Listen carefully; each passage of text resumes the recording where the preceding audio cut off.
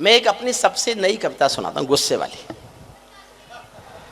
सबसे गुस्से वाली। देखो जो रोज तमाशा हो रहा है, देखिए साहब, मुझे कहने का अधिकार दीजिए। मोदी जी नोटबंदी कर लें, जीएसटी ले आएं, जीडीपी बढ़ा दें, सबको नौकरी दे दें, बेरोजगारी समाप्त कर दें, सबको अरबपति बना दें। अगर कश्मीर में हमारे बेटे इसी तरह से मरते रहेंगे तो मोदी मोदी नहीं कहलाएगा, नहीं कहलाएगा।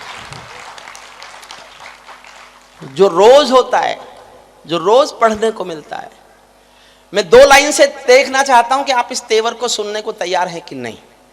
2 लाइन तय करेंगी, केवल 2 लाइन।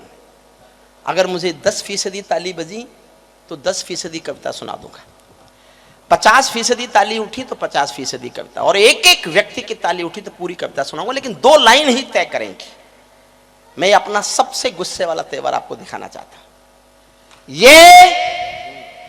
ये पाकिस्तानी गालों पर दिल्ली के चाटे होते, ये पाकिस्तानी गालों पर दिल्ली के चाटे होते, गर हमने 2 के बदले में 20 शीश काटे होते। क्या बात है, वाह वाह वाह वाह वाह वाह वाह।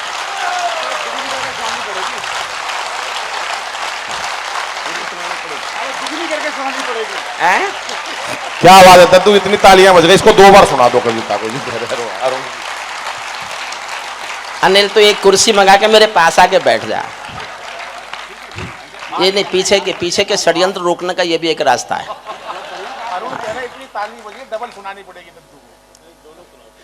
देखो तुम तो जो सोच रहे हो ना, मैं जानता हूं। तुम जो हंस रहे हो ना, तुम्हारी हंसी ऐसी हंसी है जैसे कोई पीछे से पिस्तौल लगा के कहे कि हंस।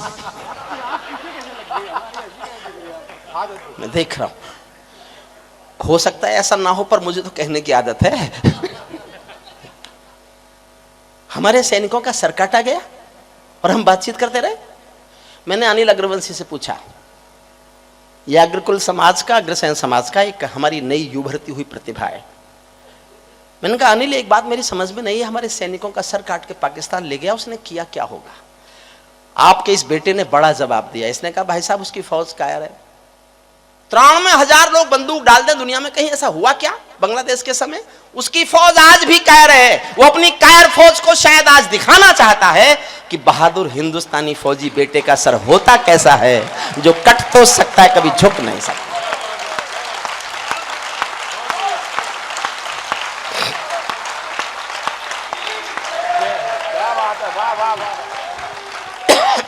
आपसे 10 सेकंड और मांगता हूं। क्यों लिखी मैंने ये कविता? केवल 10 सेकंड।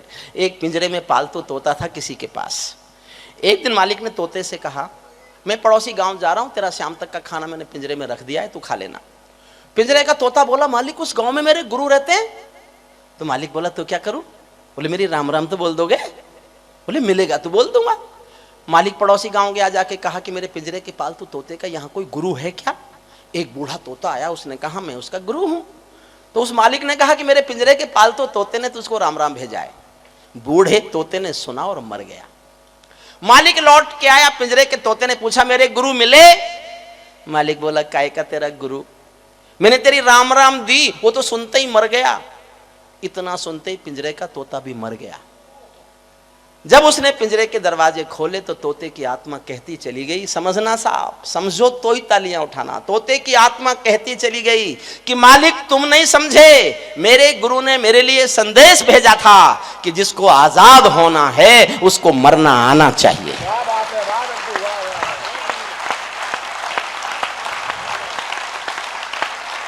जिसको आजाद होना है उसको मरना।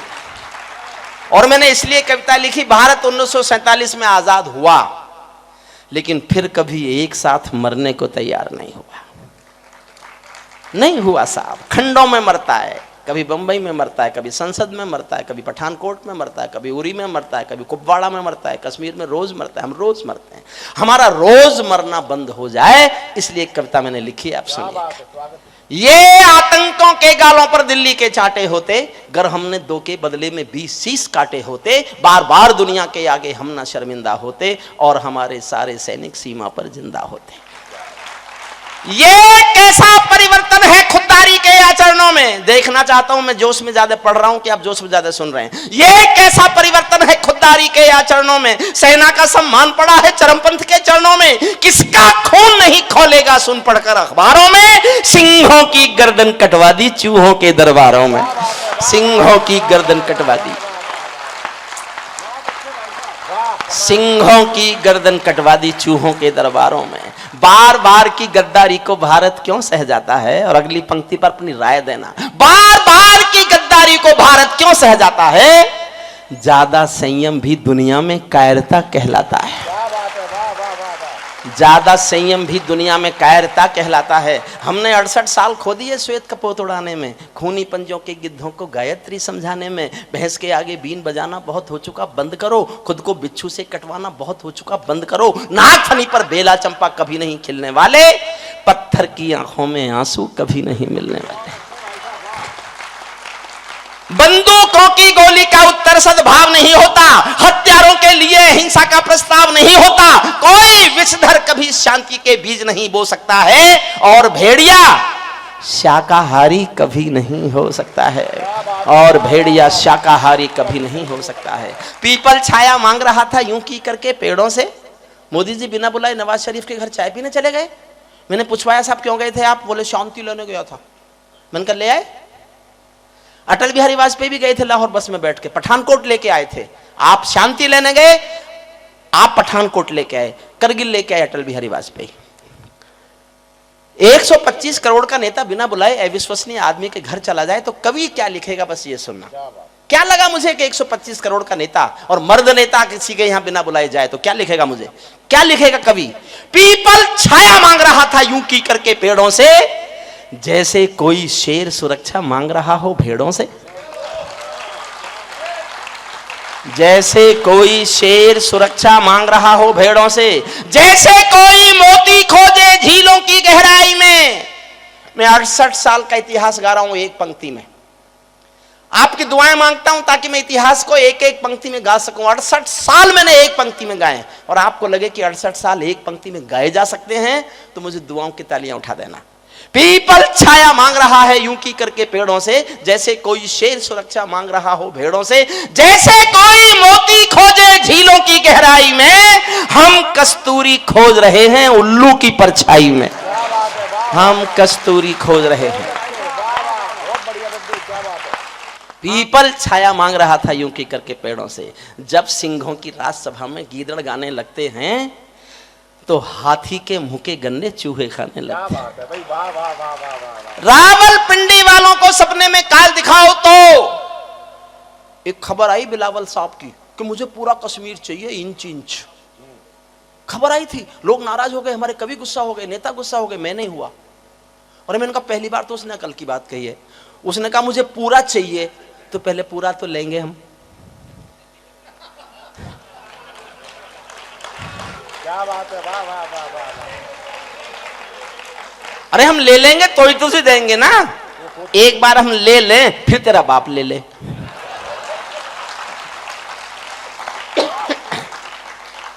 लेकिन मैंने खबर भेजी उसको साहब, ऐसा नहीं मैं खबर नहीं, मैंने खबर भेजी। मैं कहा बिलावल तुझे पूरा कश्मीर चाहिए हमसे? ये हिंदुस्तान है, हिंदुस्तान में दिल्ली भी है।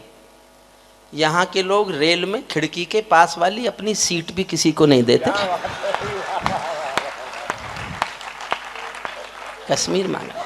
रावलपिंडी वालों को सपने में काल दिखाओ तो, भारत माता की आंखों के डोरे लाल दिखाओ तो, दिल्ली वालों ठोकर मारो दुनिया के हथकंडों पर, इजराइल से जीना सीखो अपने ही भुजदंडों पर। इजराइल से जीना सीखो, इजराइल से जीना। अजीब देश है ये। हमारी पीढ़ियां पढ़ेंगी तो हमको कायर बता देंगी। 70 साल तक हिंदुस्तान का कोई प्रधानमंत्री इसलिए इजराइल नहीं गया कि हिंदुस्तान के कुछ लोग बुरा मान जाएंगे। ऐसे लगेगी विदेश नीति, ऐसे चलेगी विदेश नीति। तब सुनिएगा, मैं भारत माता का बंटवारा है जिनकी अभिलाषा में, वे समझेंगे अर्जुन के गांडीव धर्म की भाषा में। मैं 39 साल प्रोफेसर रहा हूं कानून का एक यूनिवर्सिटी में। मैंने ये भाषा आज तक नहीं बोली थी यूनिवर्सिटी पढ़ाते समय जो मैं आज बोल रहा हूं।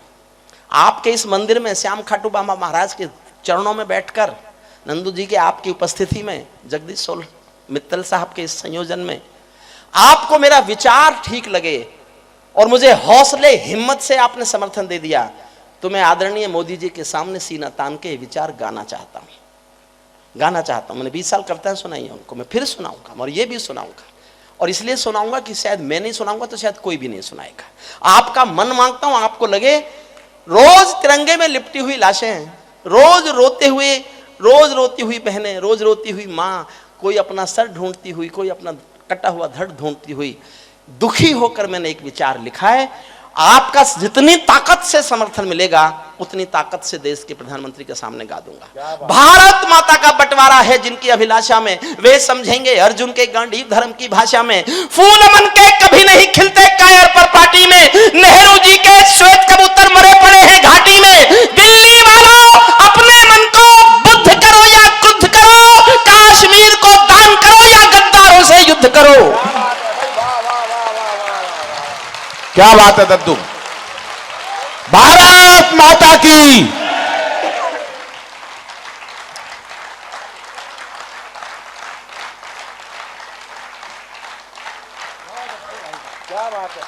सल्यूट करता हूं आपको।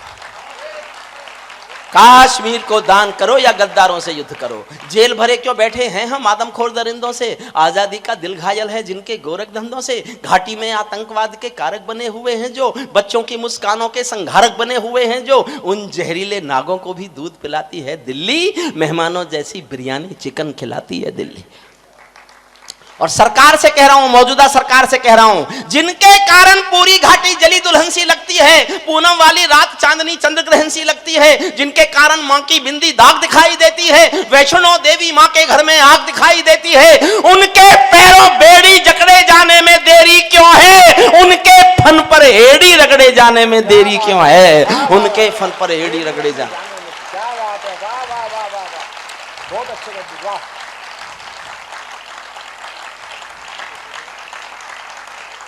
कश्मीर में एक विदेशी देश दिखाई देता है। जब मैंने ये लाइनें लिखी मैं खुद रो पड़ा, रोया मैं। कश्मीर में एक विदेशी देश दिखाई देता है, संविधान को ठुकराता परवेश दिखाई देता है। वे घाटी में भारत के झंडों को रोज जलाते हैं, सेना पर हमला करते हैं, खूनी फाग मनाते हैं। हम दिल्ली की खामोशी पर शर्मिंदा रह जाते हैं, भारत मुर्दाबाद बोलकर वे जिंदा रह जाते हैं। भारत मुर्दाबाद बोलकर वे जिंदा रह जाते हैं। अनिल अग्रवंशी, तुम्हारे कहने से नहीं हुई सर्जिकल स्ट्राइक, हंस रस वालों की कहने से सर्जिकल स्ट्राइक नहीं होती। ये लिफाफा कैंसिल करवाओगे मेरा। तू दिल्ली में लिफाफा भी लेवे है। ये मेरी गलत फहमी है, मैं फिर कह रहा हूं ये मेरी शुद्ध गलत फहमी है। लेकिन पता नहीं क्यों मुझे ये शक है कि मेरी 2 लाइनें इतने क्रोध में मैंने लिखी कि सर्जिकल स्ट्राइक का फैसला हुआ। 17 सितंबर को उरी में 17 सैनिक मरे पड़े थे। 17 सैनिकों की हत्या कर दी गई थी उरी में एक मिलिट्री कैंप में। 6 दिन तक कोई एक्शन नहीं हुआ। मैंने गुस्से में 2 लाइन लिखी। मुझसे पूछते रहे सरकार के लोग, तुमने ऐसा बोला? मैंने कहा हाँ मैंने ऐसा बोला, और तुमने कुछ नहीं किया तो और ज्यादा बोलूंगा। आप मेरा गुस्सा देखना, मैंने जीवन में इतना गुस्सा कभी नहीं किया। क्या बात, स्वागत। और मैं उस गुस्से पर आपका प्यार का आशीर्वाद चाहता हूं, क्योंकि कवि को हक तो होना चाहिए कि वो गुस्सा कर ले। मैंने किया, कितना गुस्सा किया सुनना।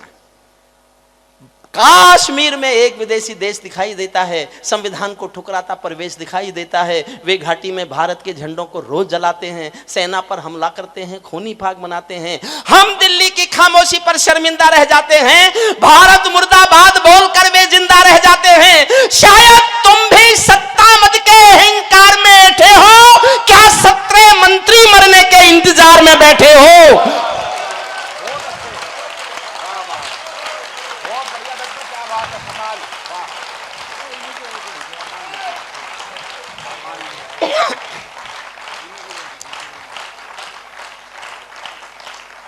अरुण में बीमार हुआ था, डॉक्टर मुझे मना करते थे कविता पढ़ने मत जाओ। मैं उनसे कहता था कि तुम मेरा तन ठीक कर सकते हो, मेरा मन में केवल मेरी जनता ठीक करेगी। और मैं जनता के बीच आया, मुझे लगता है मैं आज ये घोषणा कर दूंगा कि मैं पूर्ण स्वस्थ हो गया।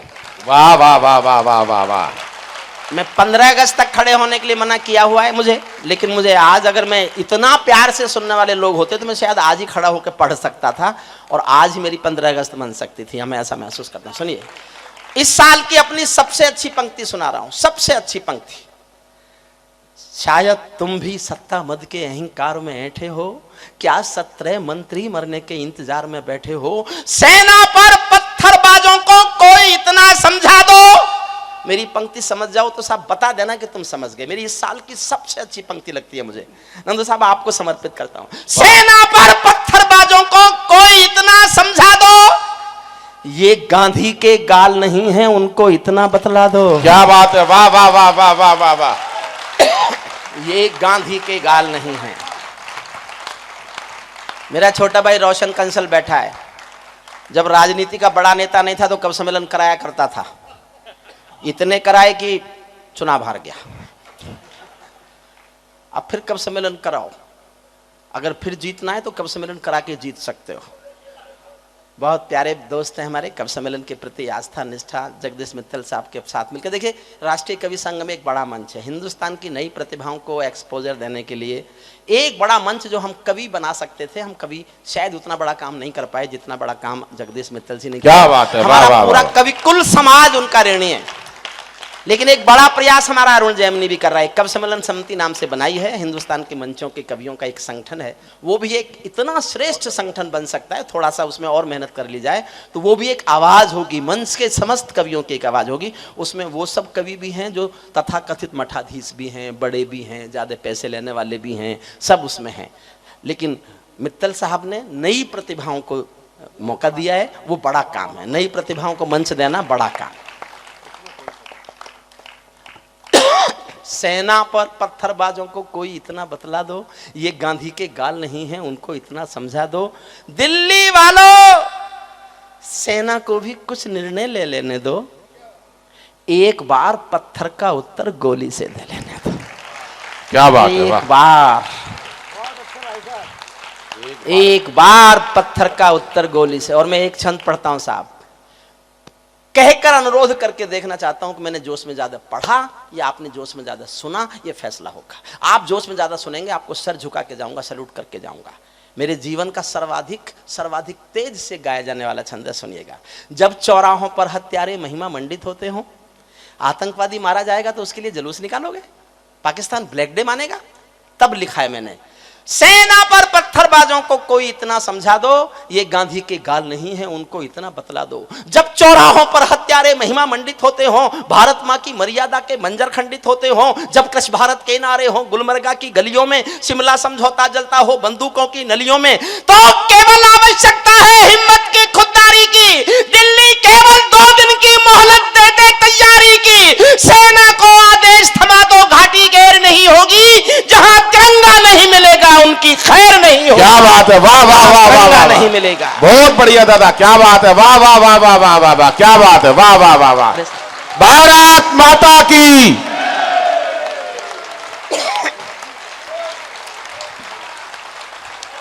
साहब मैं सर झुकाता हूं सबको। बस, क्या बात है, वाह वाह। बैठ जाओ भाई साहब। अभी जहां तिरंगा नहीं मिलेगा उनकी खैर नहीं होगी। बर्मा बांग्लादेश तलक सीमा पर ऐंठे रहते थे। बर्मा समाप्त करता हूं, बर्मा बांग्लादेश तलक सीमा पर ऐंठे रहते थे और हमारे नेता चूड़ी पहने बैठे रहते थे। दिल्ली डरी डरी रहती थी पाक चीन की बॉर्डर पर, सेना बांधे हाथ खड़ी रहती थी किसके ऑर्डर पर। दुनिया को एहसास कराओ, हम निर्णय ले सकते हैं, हम भी ईंटों का उत्तर अब पत्थर से दे सकते हैं। अब तो वक्त बदलना सीखो, डरते डरते जीने का। दुनिया को एहसास कराओ 56 इंची सीने का। क्या बात है, वाह वाह वाह। एहसास कराओ 56 इंची सीने का। क्या बात है दद्दू। दुनिया को एहसास कराओ 56 इंची सीने का। सैनिक अपने प्राण गंवाकर देश बड़ा कर जाता है। अच्छी सी पंक्ति सुनना, सैनिक अपने प्राण गंवाकर देश बड़ा कर जाता है, बलिदानों की बुनियादों पर राष्ट्र खड़ा कर जाता है। जिनको मां के बलिदानी बेटों से प्यार नहीं होगा, उन्हें तिरंगे को लहराने का अधिकार नहीं। क्या बात है, वाह वाह। उन्हें तिरंगे को लहराने का अधिकार नहीं होगा, उन्हें तिरंगे को लहराने का अधिकार नहीं होगा। सिंहासन के माने होते हैं सिंहों का आसन हो। समाप्त करता हूं कविता। नहीं हुई मेरी शादी साहब, ये मैं और देखिए, ये व्यक्तिगत गर्वोक्ति नहीं है।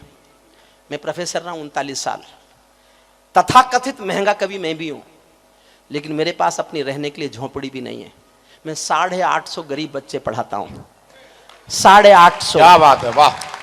आप जितना संपन्न नहीं हो, आप जितना अमीर नहीं हो, लेकिन अपनी सामर्थ्य भर से, और मैं आपसे अनुरोध करूंगा, मुझे प्यार करते हो तो अपने इस ट्रस्ट से झोंपड़ी के 100 गरीब बच्चे पढ़ाकर बड़े कर देना, ताकि वो आपकी संस्था को बहुत आकर के मान सम्मान दे। ये मेरा अनुरोध है।